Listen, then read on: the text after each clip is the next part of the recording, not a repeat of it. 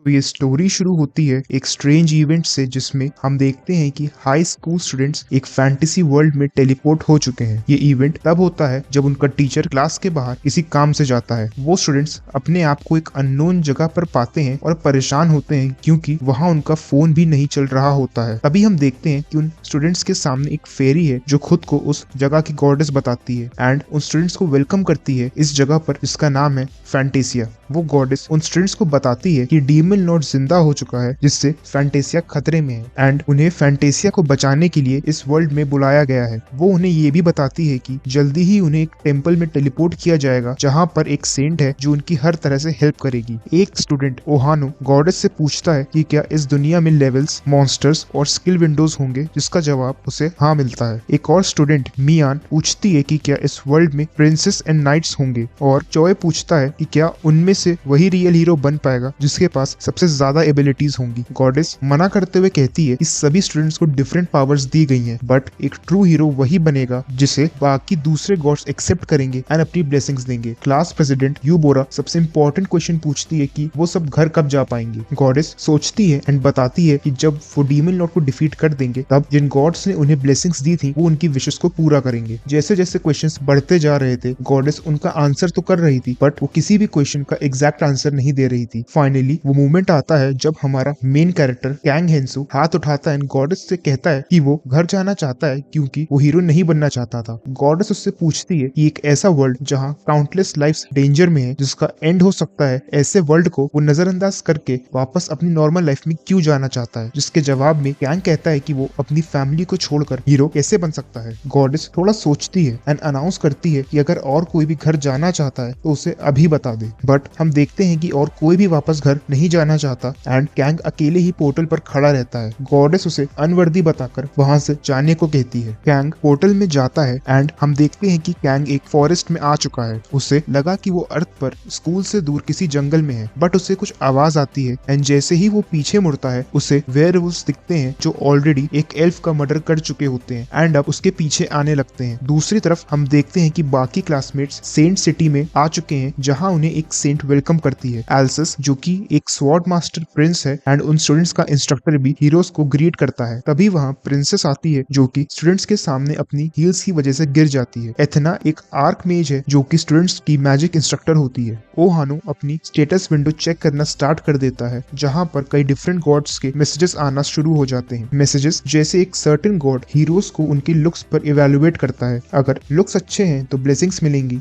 वरना आगे बढ़ो। वैसे एक सर्टेन गॉड रैंकिंग सिस्टम के अगेंस्ट होता है। हम देखते हैं कि हर गॉड के स्टैंडर्ड्स डिफरेंट हैं, बट सबका मोटिव डीमन लॉर्ड को डिफीट करना ही है। एक स्टूडेंट सेंट से पूछता है कि क्या होगा अगर कोई स्टूडेंट किसी भी गॉड की ब्लेसिंग ना ले पाए, जिसपे सेंट कहती है कि वो क्रैश की चिंता नहीं करती है एंड इस दुनिया को ऐसे लोगों की जरूरत नहीं है। इसी तरह इस न्यू वर्ल्ड में हीरोज का एडवेंचर स्टार्ट होता है। हम देखते हैं कि कैंग अभी भी मॉन्स्टर्स से भाग रहा होता है एंड तभी उसे स्टेटस विंडो शो होती है, जिसमें पहले से ही एक कर्स होता है जो दो चीजें बताता है। पहली, वो सभी क्रीचर्स जो हीरो के एनिमी है उनकी लैंग्वेज ऑटोमेटिकली ट्रांसलेट हो जाएगी। सेकंड, हीरोज की सारी अचीवमेंट्स एंड एक्सपीरियंसेस जो वो हंटिंग से गेन करेगा उसे कम कर दिया जाएगा। हीरो समझ जाता है कि ऐसा उसके साथ गॉडेस ने किया है। हीरो कर्स को समझकर वेयरवुल्फ से बात करने का ट्राई करता है, बट वो उसको सुनने में इंटरेस्टेड नहीं होते हैं। हीरो किसी की आवाज सुनता है जिसकी लैंग्वेज उसे समझ नहीं आती, बट तभी एक एरो उसके पैर पर लगता है। हम देखते हैं कि उससे एरो एल्फ ने मारा होता है एंड वहाँ एल्फ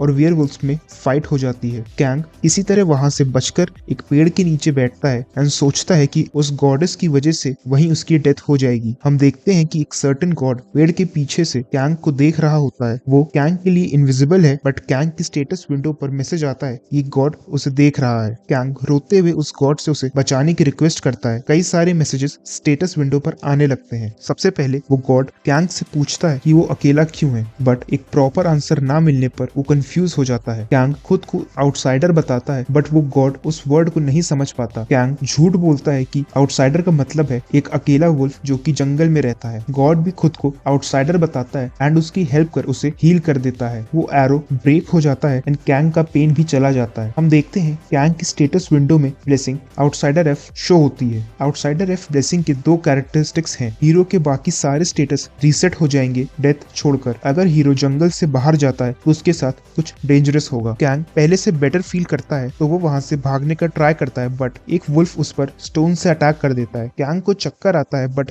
ब्लेसिंग की वजह से वो तुरंत ठीक होकर वहां से भागने लगता है। कैंग माउंटेन के एंड पर पहुंचता है एंड सोचता है कि ब्लेसिंग की वजह से जब तक वो डायरेक्ट हिट से नहीं मरेगा तब तक उसके सारे हेल्थ स्टेटस रीसेट हो जाएंगे एंड वो उस माउंटेन से जंप करने का डिसीजन लेता है। वो पीछे मुड़ता है एंड वुल्फ्स को एक ऑफर देता है कि जो भी वुल्फ उसे सबसे पहले पकड़ेगा वो उसे अपनी बॉडी के सबसे डिलीशियस पार्ट्स देगा। तभी सारे वुल्फ्स उसे पकड़ने के लिए उसकी तरफ भागते हैं एंड वो सब माउंटेन से नीचे गिर जाते हैं। हीरो इसका फायदा उठाते हुए उन वुल्फ्स के ऊपर आ जाता है एंड वो सब नीचे क्रैश करते हैं। इससे बड़ा एक्सप्लोजन होता है, बट हम देखते हैं कि हमारा हीरो सेफ है। गॉड उसके सर्वाइविंग स्किल्स से खुश होता है। सारे वुल्फ्स मर जाते हैं, बट उनमें से एक हीरो को मारने के लिए बढ़ता है एंड उसकी स्टेटस विंडो अपीयर होती है जिसपे level 3 blue moon butcher show होता है। इस लेवल की वजह से वो मॉन्स्टर गिरने के बाद भी बच जाता है। कैंग सोचता है कि इस दुनिया में वीडियो गेम की तरह और भी बहुत सारे पावरफुल ओपोनेंट्स हैं जिन्हें मारकर वो एक्सपीरियंस पॉइंट्स अर्न कर सकता है एंड वो एक स्टोन उठाकर उस वुल्फ का मर्डर कर देता है। हम देखते हैं कि टेंपल में सेंट स्टूडेंट्स को लेवल अप करने के बारे में बता रही है। वो कहती है हीरोज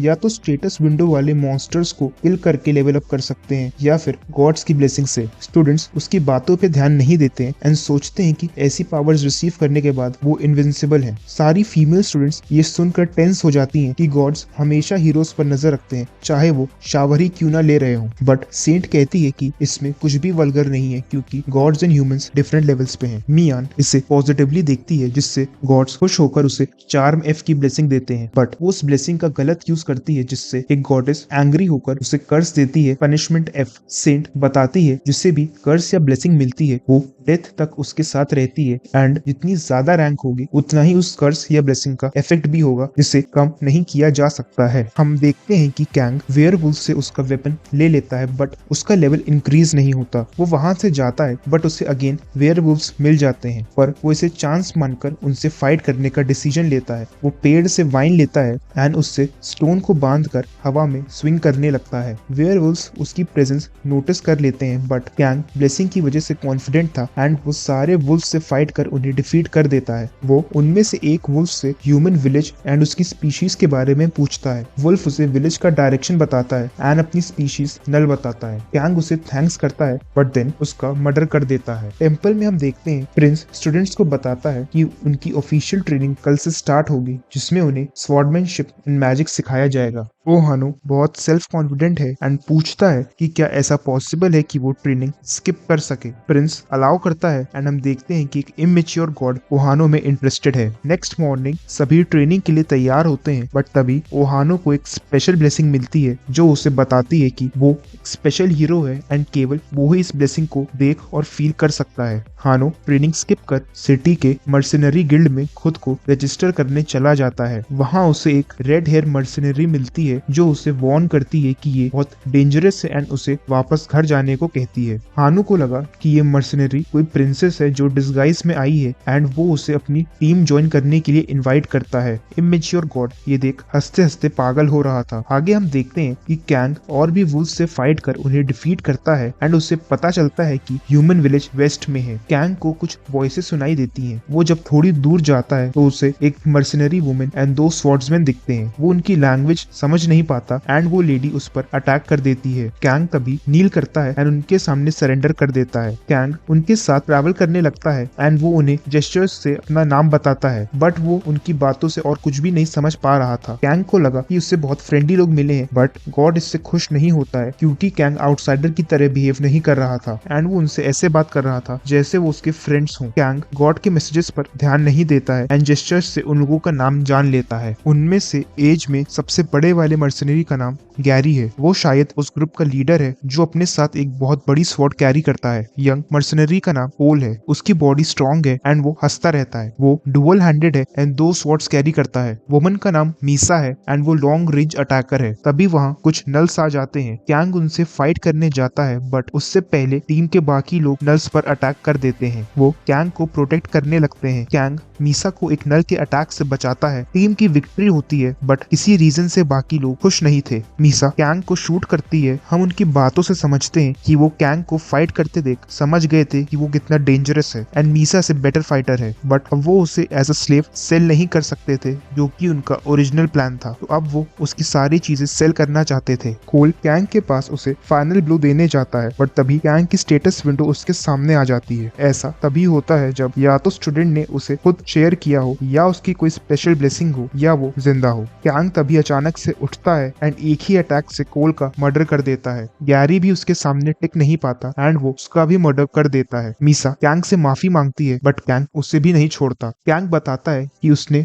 मीसा की स्टेटस विंडो देखी थी एंड उसके पास भी ब्लेसिंग थी, बट वो कोई हीरो नहीं थी। कैंग इसे कॉमन मान के विलेंस के सारे कॉइन्स लेता है एंड अपनी जर्नी कंटिन्यू करता है। टेम्पल में मैजिक ट्रेनिंग चल रही है एंड एथेना स्टूडेंट्स को बताती है कि मैजिक सीखने के लिए सबसे ज्यादा इम्पोर्टेंट टैलेंट है, जो कि blood line and educational connection से आता है एंड उसके स्टूडेंट्स बनकर वो सब उससे कनेक्टेड हो सकते हैं। यूबोरा एथेना से पूछती है कि जिसके पास ये दोनों नहीं है, क्या वो भी मैजिक सीख सकता है, जिस पर एथेना इसे पॉसिबल बताती है एंड उससे अपना फर्स्ट स्टूडेंट बना लेती है एंड उसे मैजिक ओथ लेने को कहती है। यूबोरा को रैंक सी की ब्लेसिंग मिलती है। हम जान पाते हैं कि अगर किसी के पेरेंट्स या टीचर के पास मैजिक की ब्लेसिंग नहीं है तो वो विजर्ड नहीं बन सकता। एथना बताती है कि एक एवरेज मैजिशियन ब्लेसिंग का यूज करता है एंड इसे व्हाइट मैजिक कहते हैं। वहीं ब्लैक मैजिक वो है जिसमें मैजिशियन अपनी बॉडी को फ्यूल की तरह यूज करता है एंड उसके पास कोई ब्लेसिंग नहीं होती। हमारा हीरो कैंग विलेज पहुंच चुका है एंड वो गाइड को ब्राइब कर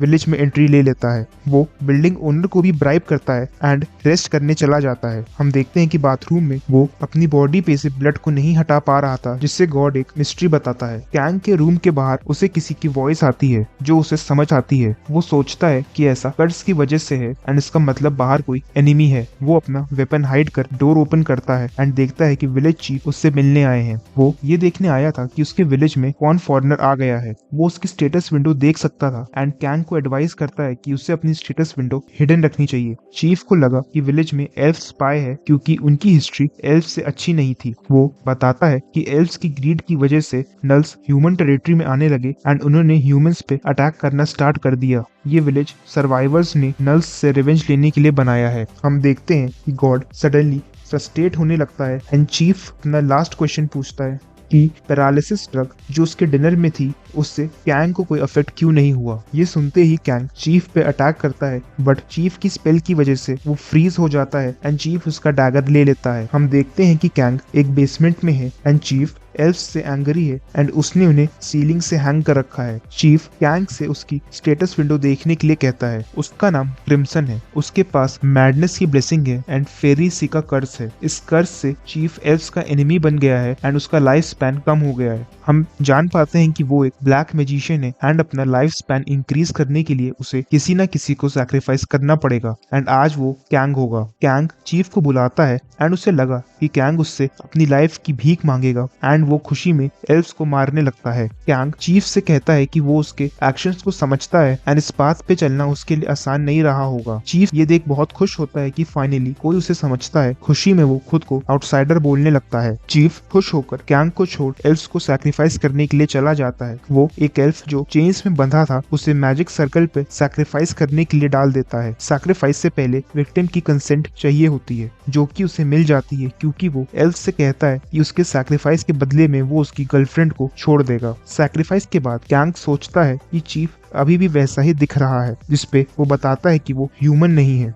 हमें पता चलता है कि चीफ पहले ह्यूमन हुआ करता था, बट कर्ज की वजह से वो सिक रहने लगा। बट तभी एक वैंडरिंग मैजिशियन ने उसे एक एक्सपेरिमेंट बताया एंड वो एक नल बन गया। वो एक्चुअली में एक हाइब्रिड था जो कि दो स्पीशीज के कॉम्बिनेशन से बना था, human and null. Chief Kang के शोल्डर पर हाथ रख बताता है कि आज उसकी वजह से उसे अपनी ट्रू आइडेंटिटी के बारे में पता चला कि वो एक आउटसाइडर है एंड इसलिए वो कैंग की लाइफ का सही यूज करेगा। देन हम देखते हैं कि हमारा हीरो कैंग मैजिक सर्कल पे खड़ा है एंड चीफ उससे सैक्रिफाइस के लिए कंसेंट मांग रहा है। कैंग अपनी लास्ट विश मांगता है कि वो मीसा से मिलना चाहता है एंड बताता है कि वो उसकी गर्लफ्रेंड है। चीफ मना करता है, बट कैंग कहता है कि अगर उसने ये रिचुअल सरवाइव कर लिया तो चीफ उसे जाने देगा। चीफ कैंग की कंसेंट ले लेता है। रिचुअल में कैंग को बहुत पेन होता है, बट वो सर्कल से बाहर निकलना मैनेज कर लेता है एंड चीफ को पंच करता है। चीफ को यकीन नहीं हुआ कि कैंग कैसे बच गया। कैंग चीफ से डील पूरी कर उसे वहां से जाने के लिए कहता है। कैंग अपना डैगर लेता है एंड एक ब्लू हेयर्ड एल्फ को फ्री कर विटनेस के लिए उसे वहां से लेकर भागता है। तभी चीफ ब्लैक मैजिक यूज करता है बट वो एज करने लग जाता है एंड सोचता है कि कैंग के पास ऐसा कौन सा स्टेटस है जिससे वो उसके मैजिक से भी हर्ट नहीं हो रहा है। तभी कैंग पर एक अटैक होता है। क्रिम्सन डेड है बट उसका नल हेड अभी भी जिंदा है। वो उसकी बॉडी को कंट्रोल कर रहा था बट कैंग ठीक था एंड वो चीफ का मर्डर कर देता है जिसमें वो एल्फ उसकी हेल्प करती है। कैंग प्रिजनर्स को फ्री कर देता है एंड गार्ड्स को बुला लेता है। ऐसा लगा कि सब ठीक है बट एल्फ्स अभी भी कैंग को अपना एनिमी मानते थे। वहीं दूसरी तरफ हम देखते हैं कि टेम्पल में नए मेंटोर्स एंड मैजिशियंस आने लगे हैं जो कि हीरो के मेंटोर होने का ऑनरेबल टाइटल चाहते थे। एक्सप्लेनेशन पसंद आया हो तो वीडियो को लाइक